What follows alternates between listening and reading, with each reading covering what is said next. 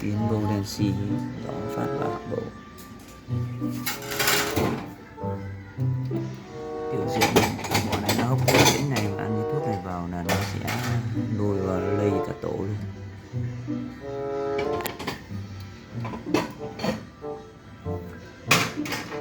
Gió phát bầu đèn xì này, kính đèn